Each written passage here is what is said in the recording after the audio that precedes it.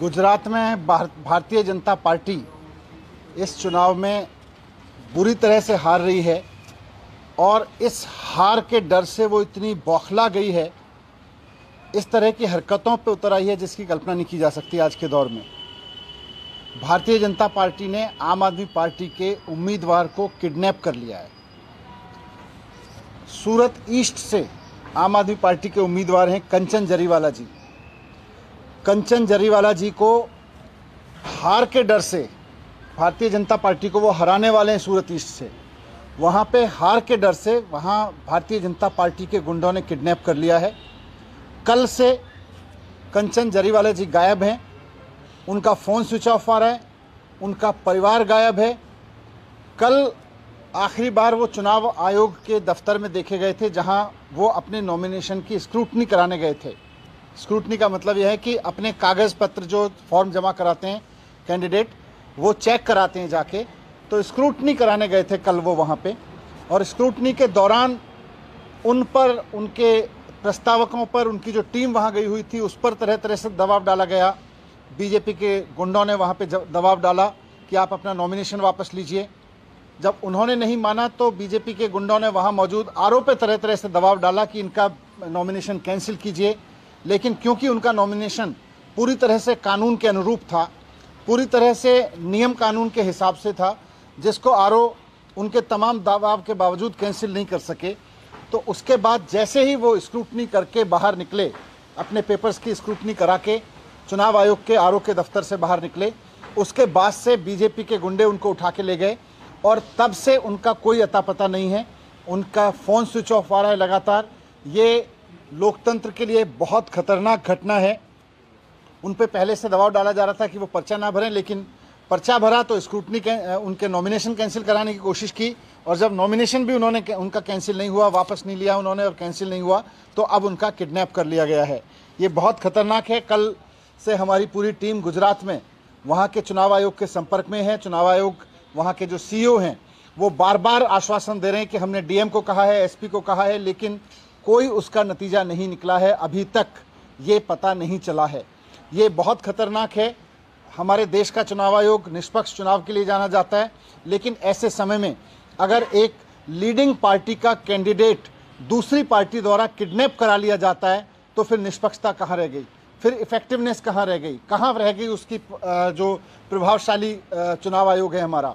आज ये चुनाव आयोग के प्रेशर पर, चुनाव आयोग की निष्पक्षता पे भी ये सवाल उठ रहे हैं कि एक पार्टी एक कैंडिडेट को उठा लेती है, गायब कर देती है, और उसके बाद में चुनाव आयोग सिर्फ ये कह रहा है कि हमने डीएम को बोल दिया है, हमने एसपी को बोल दिया है। मैं रिक्वेस्ट करूंगा चुनाव आयोग से कि सिर्फ आम आदमी पार्टी के कैंडिडेट का अपहरण नहीं हुआ है, पूरे लोकतंत्र का अपहरण हो गया है।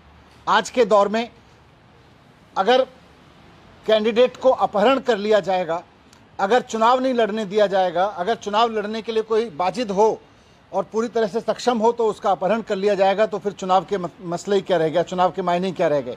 अगर इस तरह से जीतने वाले कैंडिडेट्स, विपक्ष के जीतने वाले कैंडिडेट्स को इस तरह से उठा लिया जाएगा और चुनाव आयोग 24 घंटे बाद भी सिर्फ ये कहेगा कि हम डीएम से बात कर रहे हैं, हम एसपी से बात कर रहे हैं, तो उसके बाद में लोकतंत्र कहाँ बचा रहेगा।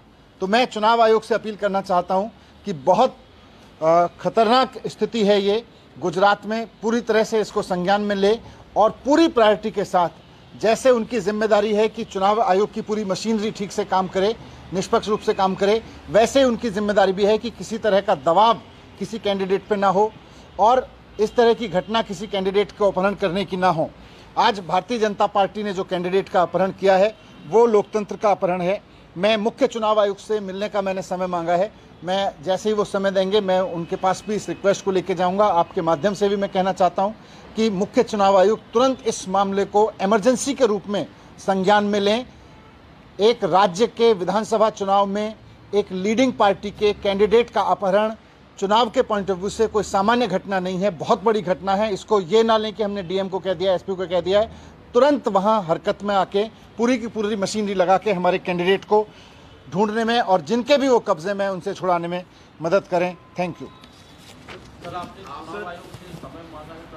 मैंने अभी उनके ऑफिस में रिक्वेस्ट डाली है। आई एम श्योर कि वो ऑफिस में तुरंत समय दे देंगे मुझको। और दूसरी तरह दूसरा एक सवाल है कि बीसीबी की जो कार्रवाई हुई है आम आदमी क्या कहना है कैश फॉर टिकट? देखिए, ये दिल्ली में भारतीय जनता पार्टी भी जान रही है कि वो हार रही है और आम आदमी पार्टी एमसीडी का चुनाव जीत रही है। आज चारों तरफ यह है कि एमसीडी में आम आदमी पार्टी बहुत प्रचंड बहुमत से चुनाव जीतने वाली है। तो जाहिर सी बात है कि आम आदमी पार्टी के टिकट की डिमांड भी काफ़ी थी। आम आदमी पार्टी से चुनाव लड़ने वाले आम आदमी पार्टी में और उसके आसपास बहुत लोग थे जो चुनाव लड़ना चाहते हैं। वैसे में आज इस तरह की घटना से एक तो आम आदमी पार्टी के लिए संतुष्टि की बात है कि कोई अगर कहीं किसी से पैसे मांग और ले भी रहा है और दे भी रहा है तो टिकट नहीं बिकता इस पार्टी में। ये इस पूरे घटनाक्रम से एक अच्छी बात आम आदमी पार्टी के बारे में सामने आ रही है कि किसी ने किसी को पैसे दे भी दिए और किसी ने किसी से पैसे ले भी लिए, कहीं किसी ने दूर दूर, लेकिन टिकट नहीं मिला उसको। तो इसका मतलब आम आदमी पार्टी में टिकट नहीं बिकता। इस घटना से मैं एक सिल्वर लाइनिंग इसमें देख रहा हूं कि आम आदमी पार्टी इस टेस्ट में पास हुई कि किसी ने किसी को पैसे भी दे दिए और टिकट लेने के नाम पे ले भी लिए, लेकिन उसको टिकट नहीं मिला। यानी कि आम आदमी पार्टी में पैसे नहीं चलते टिकट के। ये अपने आप में इस बात का प्रमाण आ गया सामने। लेकिन जाहिर सी बात है कि इधर उधर कोई किसी को बोले कि भाई मैं तो पैसे लेके आपको टिकट दिला दूंगा, तो मैं तो ऐसे तमाम लोगों से जो आज, अब तो खैर टिकट की प्रक्रिया पूरी हो गई, आगे के लिए भी कहना चाहूँगा कि कहीं भी कोई आदमी आपको कहे कि मैं आम आदमी पार्टी में टिकट दिला दूंगा, पैसे दे दीजिए, बिल्कुल यकीन मत करना। सबसे बड़ा झूठा होगा वो आदमी जो ये कहेगा। और इसका प्रमाण आज की ये घटना है जो सामने आई है कि कोई किसी से पैसे ले रहा था, अगर ऐसा आरोप है, ले रहा था, फिर भी उसको टिकट नहीं मिला। यहाँ पैसे देने से टिकट नहीं मिलते हैं आम आदमी पार्टी में, ये बात साफ हो गई है।